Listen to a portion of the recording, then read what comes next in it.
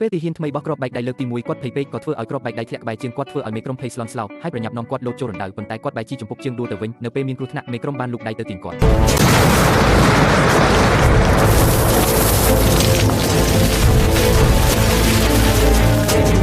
មានរបួសអ្វីបន្តិចឡើយក្រោមការការពាររបស់មេក្រុមប៉ុន្តែមេក្រុមបែរជាត្រូវគ្រាប់បែកដាច់ដៃ Luffy ឃើញដូច្នោះក៏ភ័យស្លន់ស្លោជ្រុលស្ងៀមនៅនឹងកន្លែងសូម្បីតែមេក្រុមខ្លួនឯងក៏ស្ទប់មាត់ដែរមិនទាន់ដឹងខ្លួនតតែសោះមិនយូរប៉ុន្មានមេក្រុមត្រូវបានបញ្ជូនទៅមន្ទីរពេទ្យដើម្បីព្យាបាលទោះបីជាមិនមានគ្រោះថ្នាក់ដល់អាយុជីវិតក៏ដោយប៉ុន្តែគាត់បានខ្លាចជាវីរបុរសដែលខាងសូម្បីតែការចងខ្សែស្បែកជើងក៏ខ្លាចជារឿងពិបាកខ្លាំងណាស់ Luffy ដែលមានអារម្មណ៍ខុសក៏ប្រញាប់ទៅជួយប៉ុន្តែមេក្រុមបានបដិសេធចិត្តល្អរបស់គាត់ខ្ញុំមិនអាចឲ្យអ្នកដទៃចងខ្សែស្បែកជើងឲ្យខ្ញុំអស់មួយជីវិតនោះទេខ្ញុំត្រូវតែរៀនខ្លួនឯង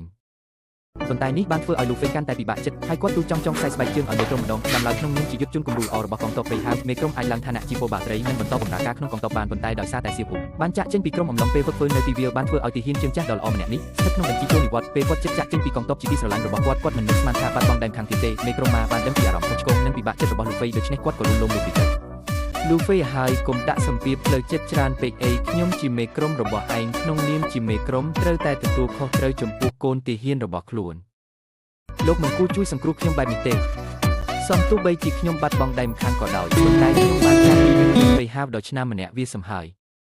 ទោះជាយ៉ាងណាក៏ដោយ Luffy គិតថាខ្លួនឯងជាមនុស្សគ្មានប្រយោជន៍ហើយមិនសមនឹងបន្តនៅកងទ័ពពេលហាវឡើយចំណែកមេក្រុមដែលធ្លាប់ជួយសង្គ្រោះ Luffy ដែលរញ៉េញ៉ៃកាលពីមុនបានដឹងថាគាត់មានកាយសម្គាល់ល្អចោះដូច្នេះក៏ដោយចិត្តណាឲ្យគាត់ប្រកួតប្រជែងជាមួយស៊ីម៉ាក្នុងគោលបំណងចង់បណ្ដុះបណ្ដាលទាហានឆ្នាំ2នាក់មួយសន្ទុះក្រោយមកមេក្រុមបានចង្អុលទៅដៃដែលបាត់របស់គាត់ដើម្បីលើកទឹកចិត្ត Luffy ដោយសង្ឃឹមថាគាត់អាចក្លាយជាស្ដេចយុទ្ធជនរបស់កងទ័ពពេលហាវ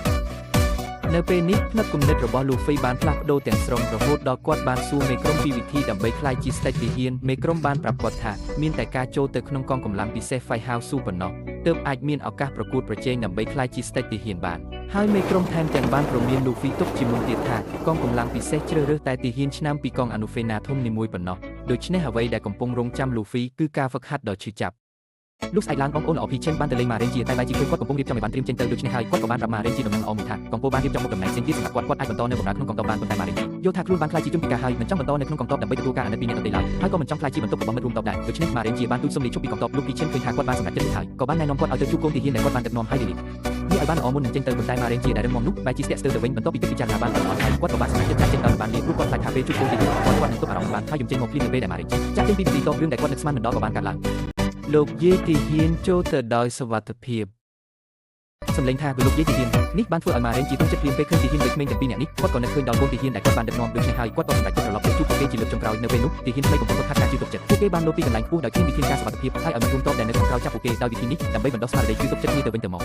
ការហ្វឹកហាត់របស់អ្នកដទៃសុទ្ធតែដំណើរការទៅដោយរលូនប៉ុន្តែបន្ទាប់មកក៏មានតួអង្គធំម្នាក់បានមកដល់ភ្នំដែលមានចំនួនជាង200ជាងមិនហ៊ានក្រោកឈរឡើយព្រោះខ្លាចថាបើគាត់រួចនឹងទៅសង្កត់មិត្តរួមតបឲ្យរបួសនៅពេលដែលគ្រប់គ្នាកំពុងជំរុញក្នុងនោះម៉ារ៉េនក៏បានលេចមុខឡើងភ្លាមហើយបានលាតដៃដែលនៅសល់តែម្ខាងរបស់គាត់នេះបានធ្វើឲ្យគ្រប់គ្នាត្រេកអរជាខ្លាំងមិនដែលគិតថាដែនខាងរបស់ខ្ញុំគ្មានកម្លាំងគ្រប់គ្រាន់មែនទេ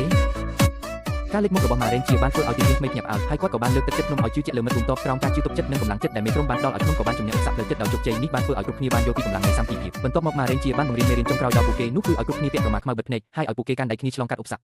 ពេលហ្វឹកហាត់ចប់ទើបគ្រប់គ្នាដឹងថាមេក្រុមបានចាក់ចេញដោយស្ងាត់ពួកគេបានត្រឹម